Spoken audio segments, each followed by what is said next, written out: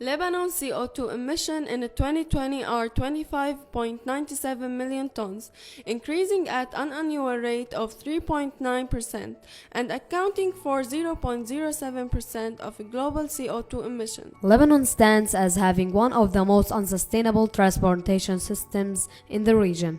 Energy outlooks for the region forecast an increase in transportation energy consumption of 1.9% annually. Lebanon has one of the highest proportions of privately owned vehicles. More than 62% of the vehicle fleet is aged 13 years and over. The driving patterns in Lebanon are characterized by a relatively low driving range with high rate of congestion and frequent stop at short time intervals.